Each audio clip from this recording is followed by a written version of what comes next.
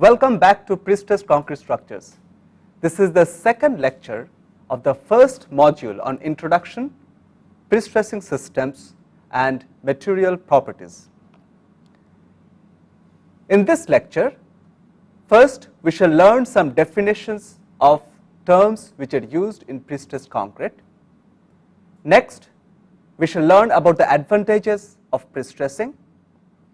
After that, we shall move on to the limitations of prestressing. Under the types of prestressing, there can be various classifications. First, we shall study about the sources of prestressing force. Next, we shall study about the external or internal prestressing. The next classification will be pretensioning or posttensioning. Next, linear or circular prestressing. Next, full, limited or partial prestressing. And finally, we shall see uniaxial, biaxial or multiaxial prestressing. After that, we shall see some photographs of manufacturing of prestressed concrete products. First, we shall see about railway sleepers, and then we shall see the construction of bridge girders. The terms commonly used in prestressed concrete are explained. These terms are placed in groups as per the usage. First, we are discussing about the forms of prestressing steel. Wares are a single unit which is made up of steel. Strands are 2, 3 or 7 wares which are wound to form a prestressing strand. A tendon is a group of strands or wares which are wound to form a single prestressing tendon. Similarly, we can have a bar which is a single unit, and a cable is a group of tendons forming a prestressing cable. Note that the diameter of a bar is much larger than the diameter of a wire. In this sketch, you can see the various forms of prestressing steel. On the top left is a 7-wire strand, and you see that 6 wires have been wound around a central wire. On the top right, you can see how the tendons are attached by this anchoring system. We have the anchor block, the guide, and this jaws or the wedges which hold on to the tendons at the end. On the bottom left, we can see a single bar. Note that the diameter is much larger than a wire. And on the right hand side, we can see the anchoring of individual wires by the button heads. Next, we are studying about the nature of concrete steel interface. A bonded tendon means when there is adequate bond between the prestressing tendon and concrete, it is called a bonded tendon. Pretensioned and grouted post tendons are bonded tendons. That means if there is concrete all around the tendons, then it is called a bonded tendon. For a pretensioned member, it is always a bonded tendon, and for a post tension member, if it is fully grouted, then it is a bonded tendon. When there is no bond between the prestressing tendon and concrete, it is called unbonded tendon. When grout is not applied after post tensioning, the tendon is an unbonded tendon. For a post tension member, if grout is not passed through the duct, then the tendon remains an unbonded tendon. That means the concrete does not come in direct contact with the tendon. Next, we are studying about the stages of loading. The analysis of prestressed members can be different for the different stages of loading. The stages of loading are as follows. First, initial. It can be subdivided into two substages. A, during tensioning of steel, and next at transfer of prestress to concrete. The purpose of studying the stages of loading is to understand the transfer of forces to the steel and to the concrete.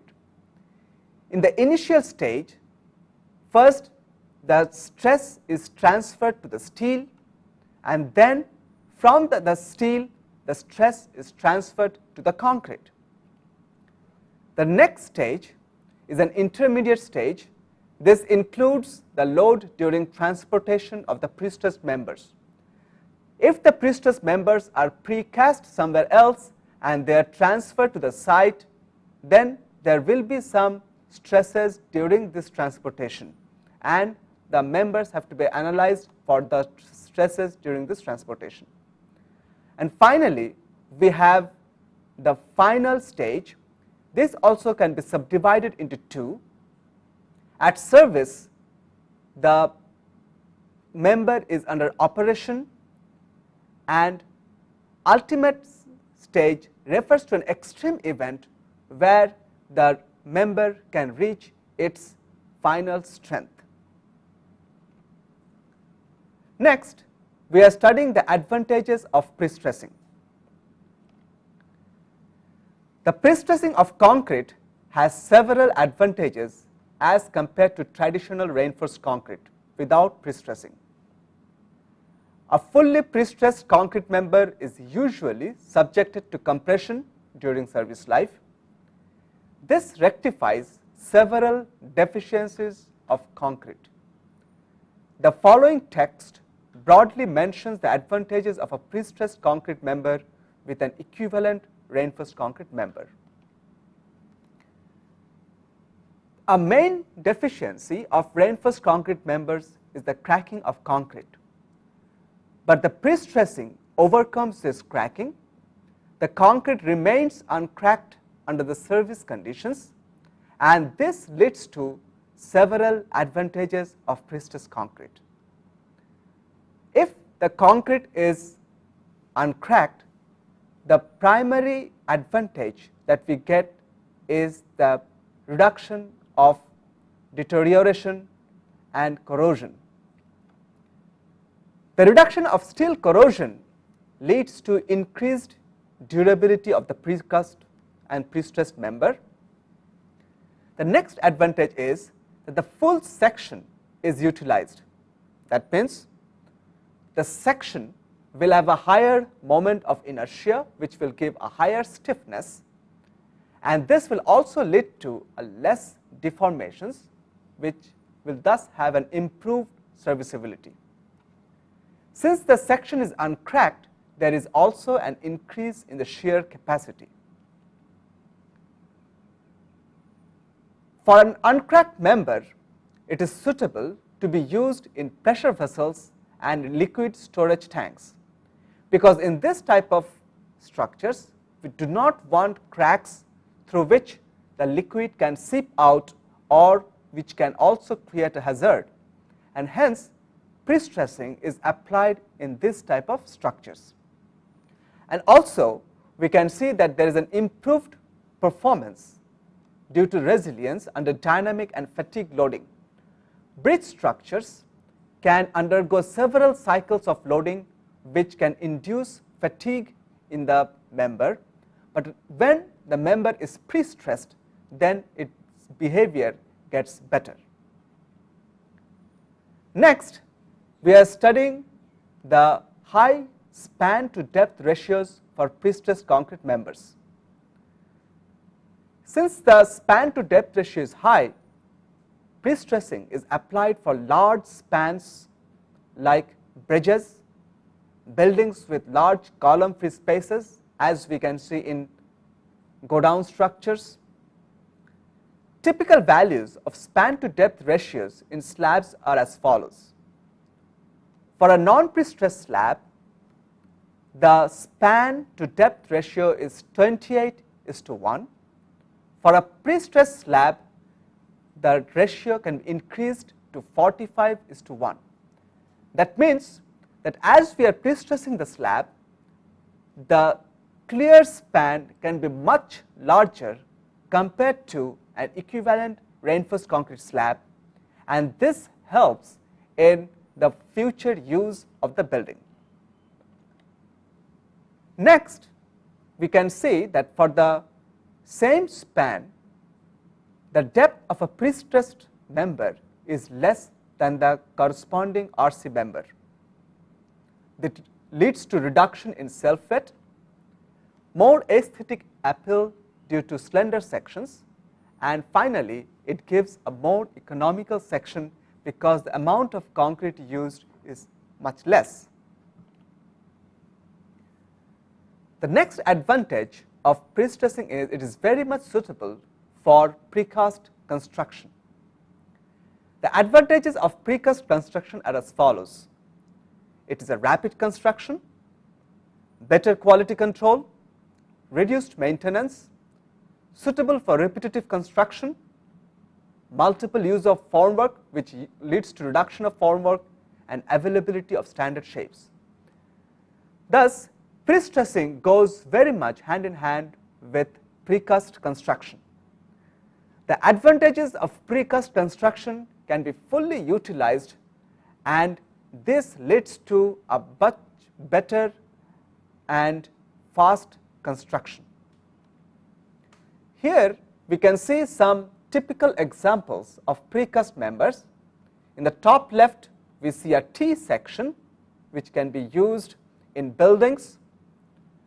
On the second, we see a double T section which can be used in buildings or bridges. In the bottom left, we see a hollow core section which can be used in bridges or industrial buildings. And on the bottom right, we see a typical pile which can be used for the foundation of buildings or bridges. These are some other examples of precast members, like an L section which can be used to support other members, an inverted T section, this is also used, the flanges are used to support other members, and on the rightmost side we see the I girders which are very typical in bridge construction. Next, we are moving on to the limitations of prestressing. Although prestressing has advantages, some aspects need to be carefully addressed. First, it needs skilled technology. Hence, it is not as common as reinforced concrete. Next, use of high strength materials is costly. Next, there is additional cost in auxiliary equipments. And finally, there is a need for better quality control and inspection. Although we have many advantages of prestressing, we have to be cautious because the additional advantages brings in responsibilities. We need to have good technology to implement the prestressing. There should be good quality control so that the advantages that we are expecting will be materialized, and hence care should be taken in manufacturing prestressed concrete products. Next, we are moving on to the different types of prestressing. Prestressing of concrete can be classified in several ways. The following classifications are discussed.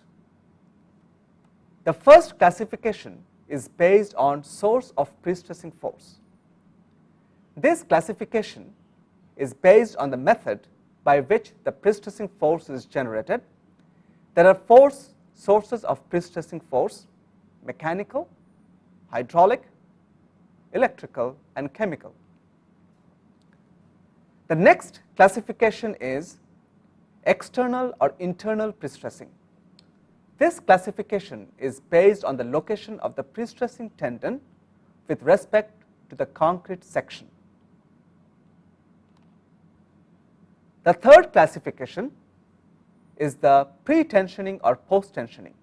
This is the most important classification and is based on the sequence of casting the concrete and applying tension to the tendons. The fourth classification is linear or circular prestressing. This classification is based on the shape of the member prestressed. The fifth classification is full, limited, or partial prestressing. This is based on the amount of prestressing force. The three types of prestressing are defined. And finally, the sixth classification is uniaxial, biaxial, or multiaxial prestressing. As the names suggest, the classification is based on the directions of prestressing a member. The individual types of prestressing are explained next. Hydraulic prestressing. This is the simplest type of prestressing, producing large prestressing forces. The hydraulic jack used for the tensioning of tendons comprises of calibrated pressure gauges which directly indicate the magnitude of force developed during the tensioning.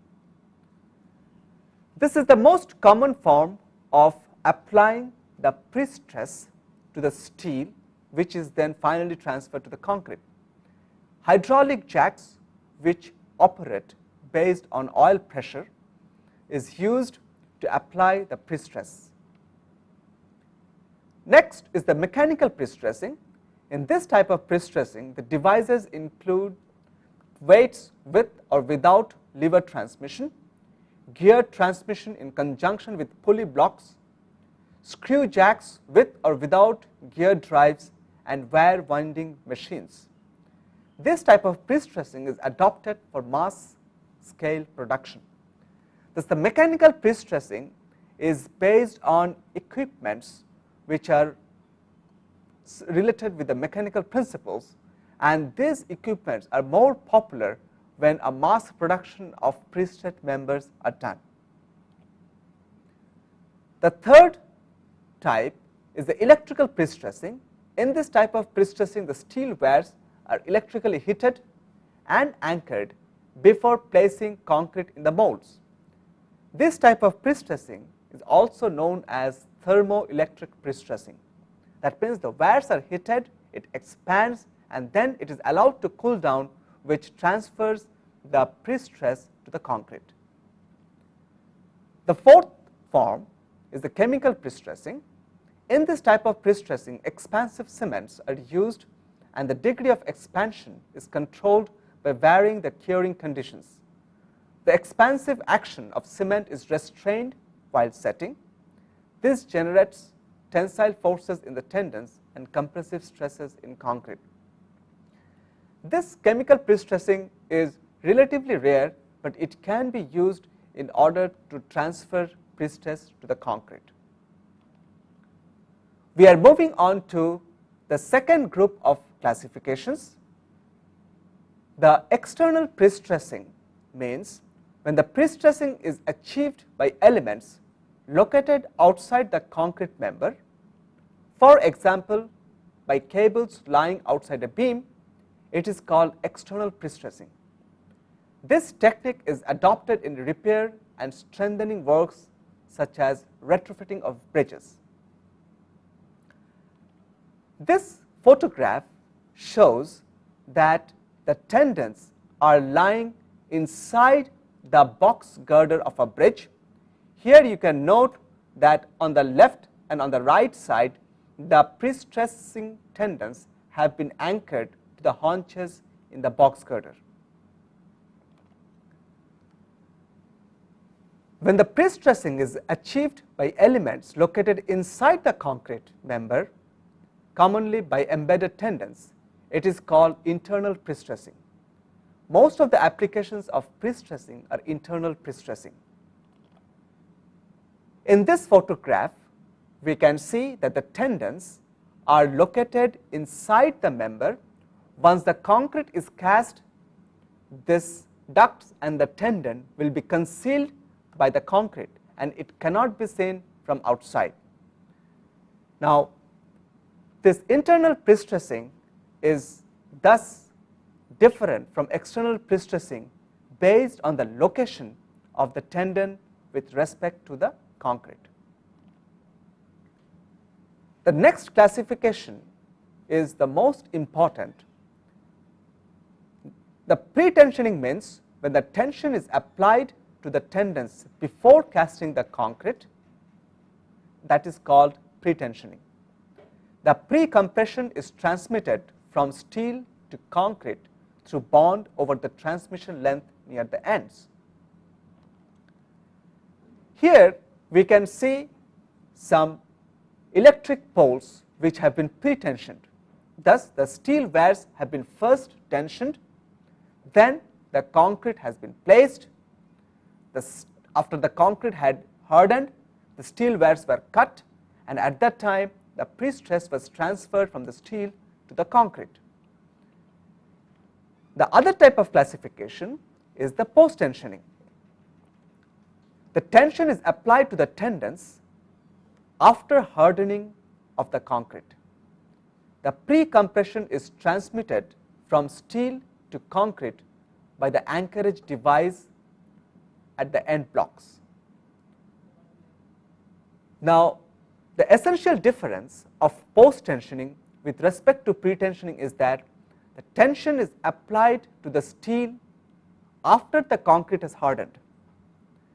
Now, then once the steel is tensioned, then it is released and the steel sets on the concrete member through the anchorage blocks, which thus transfers the prestress to the concrete. The details of pretensioning and post-tensioning will be covered under the talk on prestressing systems and devices. This photograph shows a post-tensioned box girder bridge. Here you can see that some of the tendons have been stretched, it has been fixed by the anchor blocks, and thus some prestress has been applied to the sections. The next classification is based on the direction. When the prestressed members are straight or flat in the direction of prestressing, the prestressing is called linear prestressing. For example, the prestressing of beams, piles, poles and slabs. The prestressing cable profile may be curved. That means if the prestressing tendons are along the line of the member, then it is called a linear prestressing.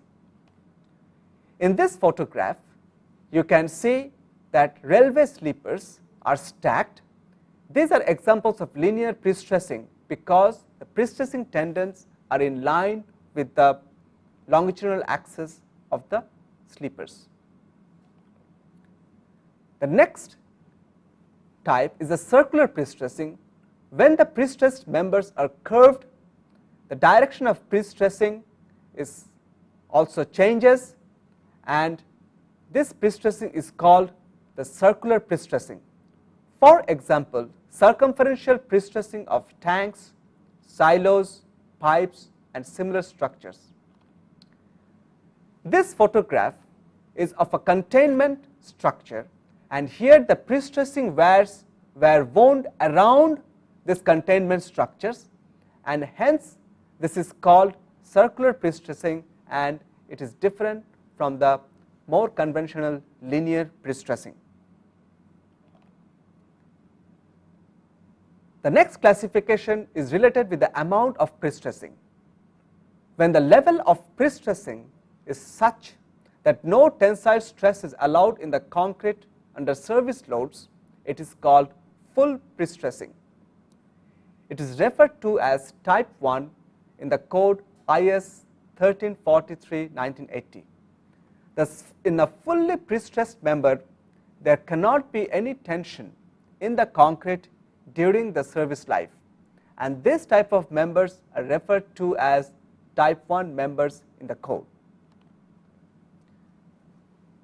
When the level of prestressing is such that the tensile stresses under service loads is within the cracking stress of concrete, it is called limited prestressing, and it is designated as type 2. Thus, in a limited prestressed member, tension is allowed in concrete, but it is made sure that it is lower than the tensile strength of the concrete. Hence, cracking will not develop within the concrete, and this type of members are referred to as type 2 members in the code IS 1343. The partial prestressing means when the level of prestressing is such that under tensile stresses due to service loads there can be cracking, and the crack width is limited within some allowable values. Then it is called partial prestressing, and it is referred to as type 3 in the code. Thus, in partial prestressing, we allow not only tensile stresses but also cracking of the concrete. Of course, the crack width will be limited within allowable values. The next type of classification is based on the different directions of prestressing. When the prestressing cables are parallel to one axis, it is called uniaxial prestressing. For example, longitudinal prestressing of beams. When there are prestressing cables parallel to two axes, it is called biaxial prestressing. For example, biaxial prestressing of slabs. In this photograph, you can see that the slab has been being prestressed in two directions.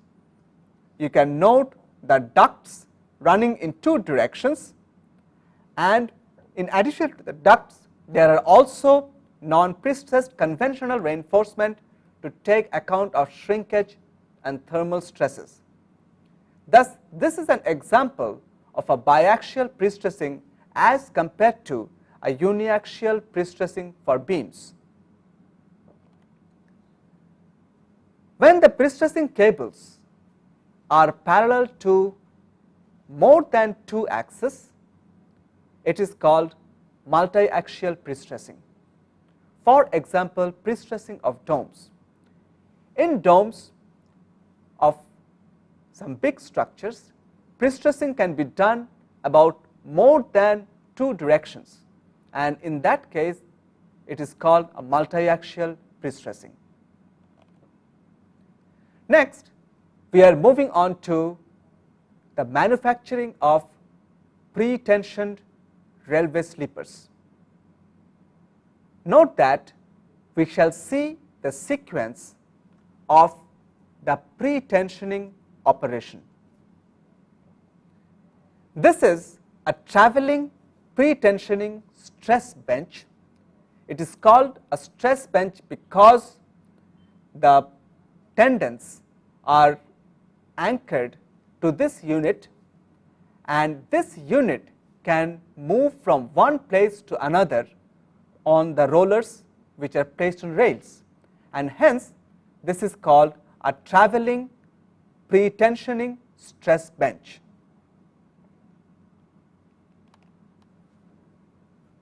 Now, once the steel is placed in this stress bench, these are anchored at the end.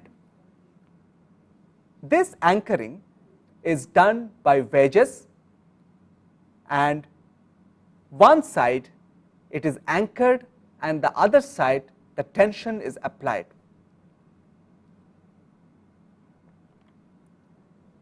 This is the other end where the strands are fixed to a steel plate which is being moved out by hydraulic jacks. This is called the stretching end as compared to the dead end of the other side of the stress bench. Note that there is a initial gap between the end of the stress bench and the plate to which the tendons are attached. There is a scale to measure the extension after the prestressing operation is carried out, and this scale also measures the movement of this end plate with respect to the end of the stress bench. The hydraulic jack is a double acting jack where oil is pumped through one pipe and it moves out through the other pipe. This is the situation after the tendons have been stretched. Note that the piston of the jack has come out. It has pushed the end plate to extend the tendons. The gap between the end plate and the end of the stress bench has increased. Compare this figure once again with the previous figure. Initially, we had a smaller gap, and then after stretching the tendons, we have a bigger gap, and now the tendons are under tension. And this gap is being monitored by the scale which records that how much extension the tendons have been subjected to. Now, once the tendons are stretched, then we are ready to cast the concrete. The ingredients of concrete are stored in the yard. In this photograph, you can see that the coarse aggregate, which are gravels, and the fine aggregate, which is the sand, they have been kept separately in the storage yard. The material is brought and it is weighed by some automatic batching machine. It is exactly how much amount of the coarse and the fine aggregates have to be mixed, that is measured, and once the concrete is mixed in a mixer, then it is dropped by a hopper onto the stress bench. Note that this is the green concrete which has been, that is the fine aggregate, the coarse aggregate, the cement, and the water has been mixed. There may be some admixtures which are mixed. Now the concrete is the green state and it has been dropped within the stress bench. Now once the concrete is dropped, then it is vibrated. Now in this case, the mold itself is vibrated, and also there is some vibration done by needle vibrators so as to make sure that the concrete is well compacted without voids, and after that the finishing is done properly to make sure that it has a smooth finish at the top after the concrete has been cast. Now once the concrete has been cast, it needs to be cured. Now remember that prestressed concrete needs good quality control. In order to have proper curing of the concrete, a steam chamber has been made where the stress bench is, from the stress bench, the mold is directly pushed inside the steam chamber, and it is kept there for 24 hours for the initial curing under a controlled environment.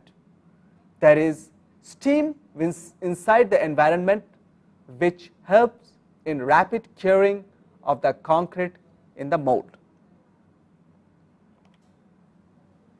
After 24 hours, that mold is brought out, and from the mold, each sleeper are now ready to be taken out. Now before the sleepers are taken out, the wares are cut and from one stress bench we get 4 sleepers. Once the wires are cut, the pre-stress is transferred to the concrete. That means originally the steel was under tension, then the concrete was cast, the concrete was cured enough to get a minimum strength, and then the wires were cut. Now once the wires are cut, they try to shrink, and that transfers the pre-stress to the concrete. The pre-stress is transferred to the concrete by the bond over a certain length, which is called the transmission length at the 2 ends of the member. Now once the wires are cut, they are taken out from the mold. Here you can see that a sleeper is being taken out from the mold, and next it is being stacked. That means from one stress bench we are getting 4 sleepers, and you can see that at the end of the sleepers the wires have been cut, and these sleepers are now pre-stressed. For further curing, these sleepers are taken to a water tank, and there it is cured for a substantial period so that the concrete gains its final strength. And this process is expedited by the travelling formwork, because since the travelling stress bench can move from one place to another on wheels, the whole process is very fast. The construction is a fast track construction, and the production of railway sleepers can be at a high rate. And here you can see that how many sleepers have been stacked, and they are ready for dispatching to the railways. In this photograph you can see that from the stacking yard the sleepers are being loaded onto wagons, and this will be transported to the site where they will be placed beneath the rails. Thus, the pretensioning operation is a very fast track construction, and it is suitable for mass production of pre-stressed elements like railway sleepers, poles, and other smaller units, and this is done in a controlled environment with proper quality control and precise tensioning of the tendons. Next, we are moving on to the construction of a post-tensioned bridge girder. As compared to a pre-tension member, in a post-tension member, first the reinforcement cage is made, the duct is placed, and then the concrete is cast. The steel tendons is then passed through the ducts, and after the concrete has cured sufficiently, tension is applied on the tendons by hydraulic jacks, and then the tendons are held by anchorage blocks, which gradually applies the pre-stress to the concrete. Thus, the essential difference between pretensioning and post-tensioning is that in the pretensioning the steel was stretched before the casting of the concrete, but in post-tensioning the steel will be stretched after the casting of the concrete. In this photograph you can see an eye girder where the reinforcement cage has been fabricated. Now once the reinforcement cage has been fabricated, the ducts through which the tendons will pass are placed. Now the placement of the duct is based on analysis, which we shall cover later. Now once the duct is placed and the side formwork are placed, then the concrete is cast. After the casting of the concrete, it will be cured for a substantial period till it gains strength, and then through the ducts the steel tendons are passed, and these tendons, they are right now projecting out from the end of the members. These tendons will be stretched by hydraulic jacks, and in this photograph you can see at the bottom that the jack is stretching the tendons, and once the tendons are stretched, wedges are placed in the anchor blocks, and then the jack can be released, and when the jack is released, the tendons sit on the anchor blocks through the wedges, and the prestress is transferred to the concrete beam. This operation has to be done very carefully, because unless the stretching is controlled, there can be early cracking in the concrete member if the concrete has not gained enough strength. Hence, in a post-tensioning operation, one has to be extremely careful during the stretching of the steel, because that is the testing time for the prestressed member. And once the stretching operation is done properly, then the member is ready for the service loads. The member can be a precast in a different place, and it can be transported to site, or it can be placed in the final location, and the post-tensioning operation can be done at the final location. Thus, in today's lecture, we have covered many definitions of the prestressing system. In the first set of definitions were related with the type of steel that is used in the prestressing systems. It can come in the form of individual wears, it can come in the form of strands, or it can come in the form of a bar. Now, individual wears are wound to form a strand. Several strands can be placed in a tendon, and again several tendons can form a cable. Thus, depending upon the type of application, the prestressing steel is selected. Next, we also had learned about the other definitions, like the stages of prestressing. We said that there are three main stages. The first one is the initial stage, where the steel is tensioned and then the stress is applied to the concrete. The second stage is the intermediate stage for precast members, where the stresses that generate during the transportation need to be checked.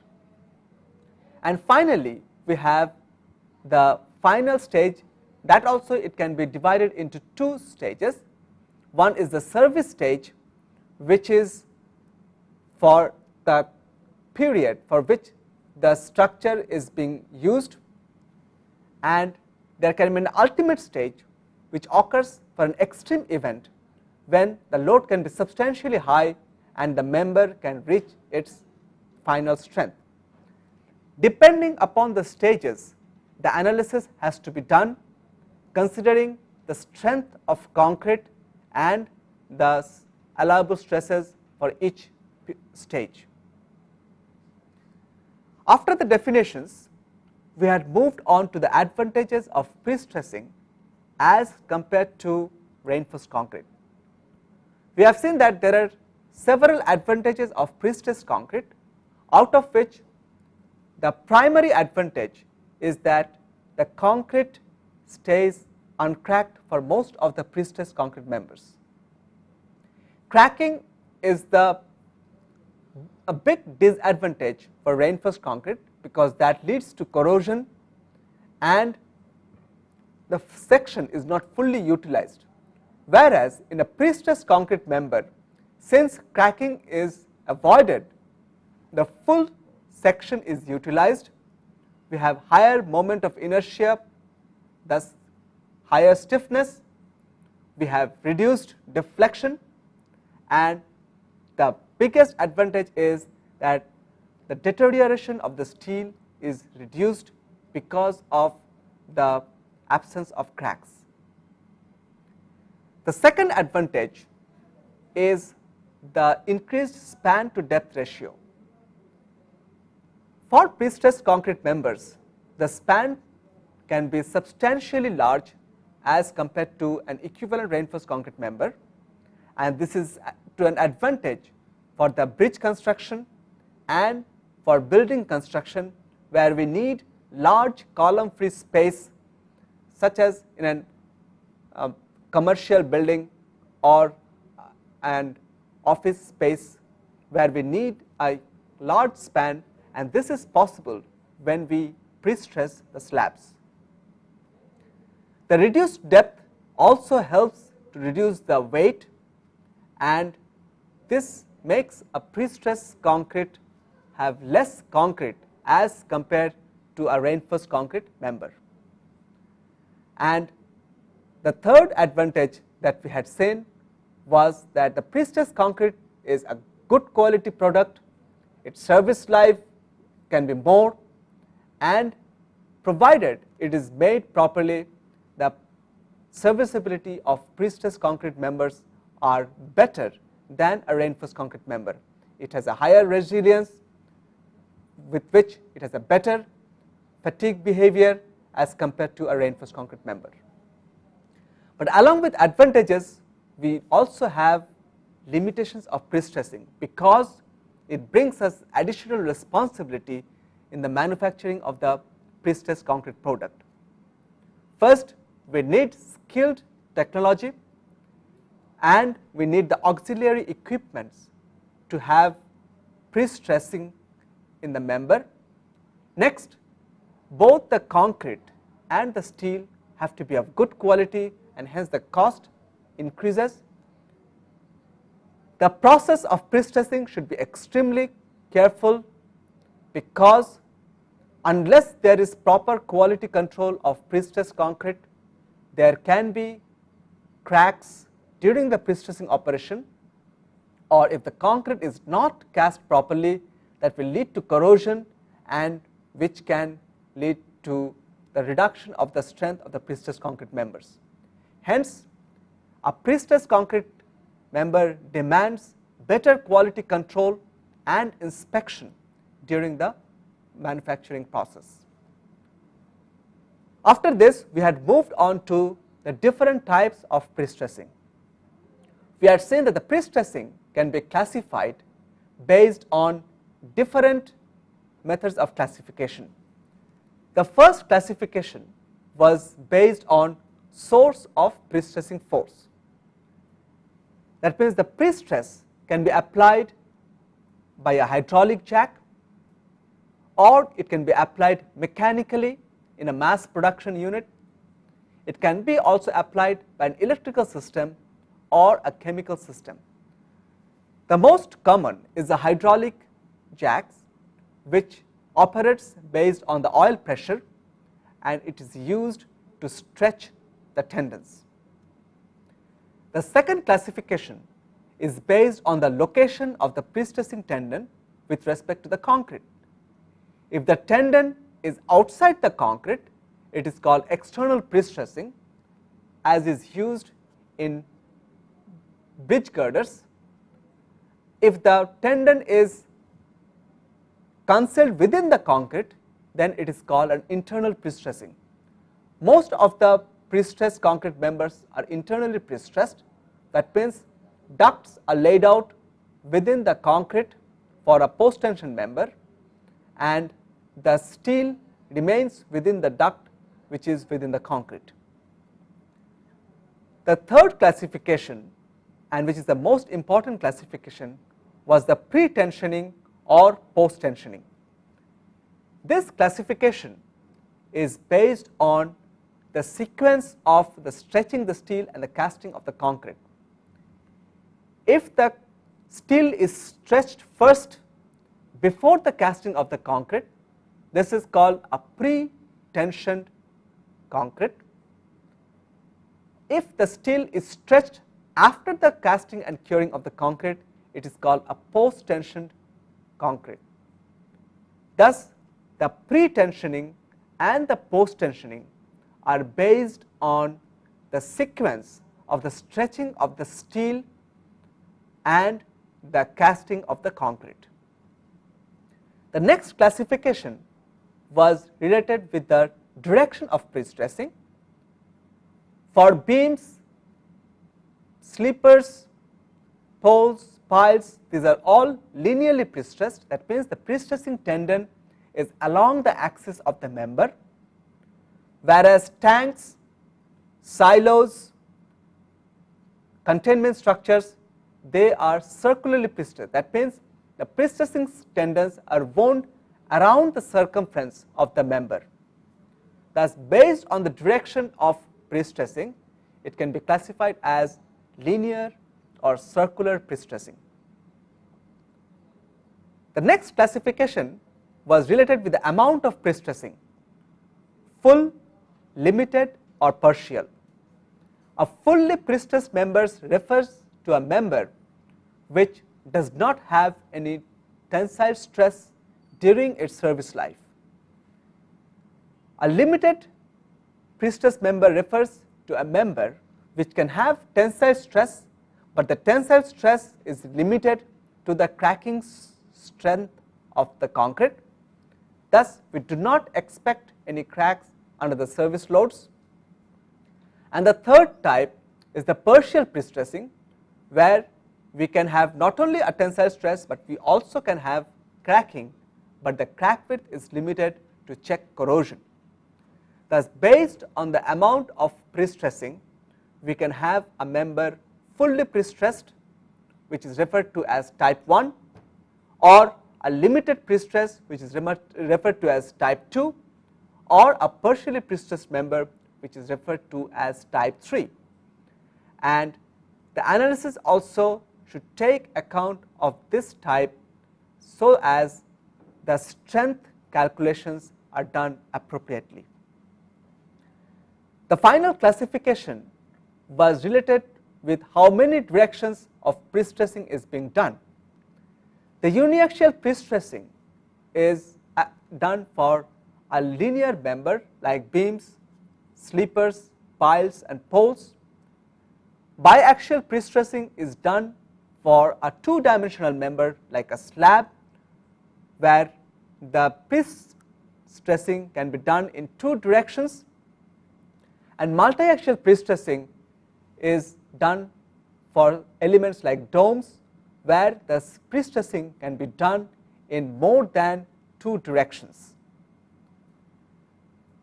Now, after this classification, we had moved on to the manufacturing of pre-tensioned railway sleepers.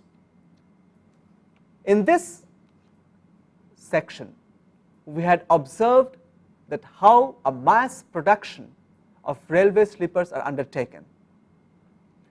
This is a pre-tensioned concrete. That means the steel is stretched before the concrete is cast. The concrete is cast in a stress bench, which is a self-straining member, and a travelling stress bench is used for the first truck construction. Within the stress bench, first the steel is anchored at one end, which is called the dead end, and then it is stretched at the other end by hydraulic jacks. Now, once the stretching operation is over, then the concrete is cast. The coarse aggregate, the fine aggregate, the cement, water and admixtures, if any, are mixed in the mixer, and it is dropped in the mold of the stress bench, and it is vibrated for proper compaction. Once it is properly casted, the surface is finished and the stress bench is inserted within a curing chamber. The controlled curing under steam helps to gain the strength of the concrete quickly. Within 24 hours, it gains substantial strength to have the pre-stress transferred from the steel to the concrete. That is, after 24 hours, the molds are taken out and then the wires are cut. When the wires are cut, the pretension is transferred to the concrete. After this, the sleepers are taken out from the molds, they are stacked in the water tank, and then they are cured until the concrete has gained the final strength. Once the curing is over, they are stacked in the yard from which they are dispatched on wagons for the construction of the railway tracks. Thus, the manufacturing of railway sleepers is done in a very controlled environment with a first track construction, so as the production of railway sleepers can meet the demand of the railway tracks. Next, we had seen the post-tensioning operation of a bridge girder.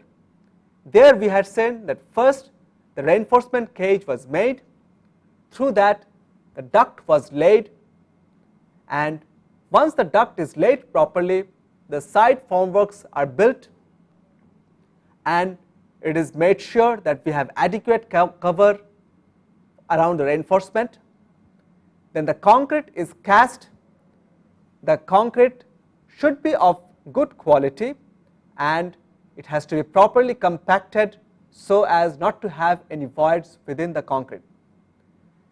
Now, once the concrete is cast and it has been cured to gain substantial strength, then the tendons are passed to the ducts, and at the one end it is anchored by an anchorage device, on the other end it is stretched by a hydraulic jack.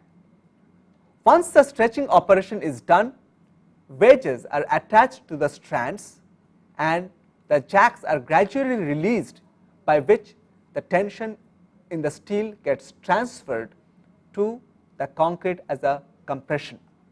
And this is the post-tensioning operation, which also needs great care to have the operation done properly. With this, we are ending this chapter on the advantages, limitations, and the different types of prestressing. Thank you.